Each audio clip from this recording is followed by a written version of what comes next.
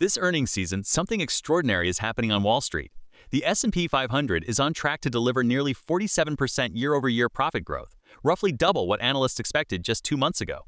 At first glance, it looks like an unqualified victory for American business, a surge so powerful it has defied rising interest rates, geopolitical tensions, and widespread recession fears.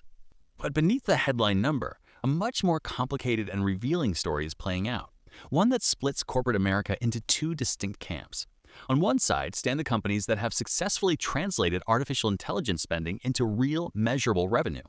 On the other are those that have poured billions into AI infrastructure and research, yet have little to show for it in the way of free cash flow or a clear path to returns.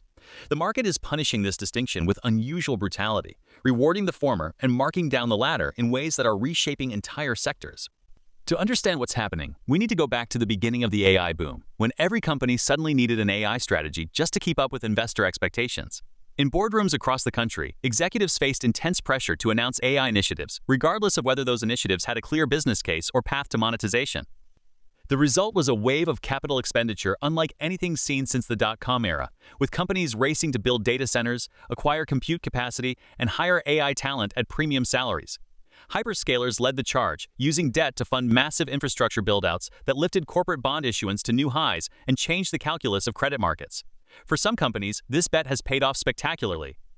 Those that embedded AI into existing products and services, improving efficiency, enhancing customer experience, and creating new pricing power, have seen their investments translate directly into top-line growth. Cloud providers that packaged AI tools into their platforms are reporting accelerating revenue growth, with margins expanding as customers pay premium rates for AI-enabled services. Software companies that successfully integrated generative AI into their core products are seeing renewal rates climb and average selling prices rise, proving that customers will pay real money for tangible AI benefits.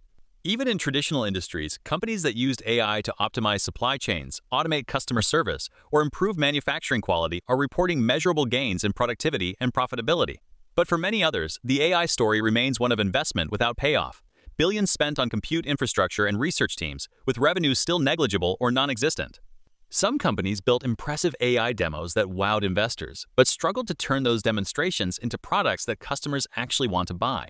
Others found that the cost of running AI models at scale was far higher than anticipated, eroding margins even when they did find willing customers.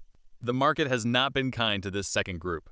Investors, once willing to fund any company with AI in its pitch deck, are now demanding proof of monetization, and they are punishing those who cannot deliver it. Stock performance this quarter tells the story vividly. Companies with proven AI revenue are trading at premium multiples, while those still in the investment phase have seen their valuations compress sharply. This divergence is creating a feedback loop that could reshape the competitive landscape for years. The winners can reinvest their profits into even more AI capability, widening their lead over competitors who are still burning cash. Credit markets are also feeling the effects as the hyperscalers' growing debt loads to fund AI capex begin to change risk profiles and borrowing costs across the corporate bond market. What makes this moment particularly interesting is that it represents a maturing of the AI investment cycle, moving from the hype phase to the show-me phase. Investors are no longer satisfied with promises about the future. They want to see results in the present, and they are reallocating capital accordingly. This shift is forcing executives to make hard choices: continue spending on AI without a clear path to returns, or pivot toward initiatives that can generate revenue in the near term. For some companies, this means scaling back ambitious research projects and focusing on practical applications that can be monetized quickly. For others, it means partnering with established players rather than trying to build everything in-house, sharing the costs and risks of AI development. The implications extend far beyond individual companies or even sectors. The AI profit divide is becoming a major driver of market concentration as the strongest players pull further ahead. It is also raising questions about whether the benefits of AI will be broadly shared across the economy or concentrated in the hands of a small number of companies that get the implementation right. And it is creating new challenges for policymakers, who must balance the desire to promote innovation with concerns about market power and competition. As we look ahead, the key question is whether the companies currently struggling to monetize AI will eventually find their footing, or whether the gap between winners and losers will become permanent. History suggests that many technology revolutions follow a similar pattern: an initial phase of widespread investment and experimentation, followed by a shakeout where only the strongest survive. The companies that emerge from this shakeout will not necessarily be the ones that started with the biggest budgets or the most ambitious research agendas.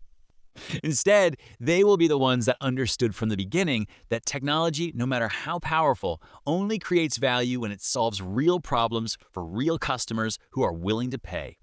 And in that sense, the AI profit divide is not really a story about artificial intelligence at all. It is the oldest story in business, the difference between spending money and making money, between having a strategy and executing it, between riding a wave and being crushed by it.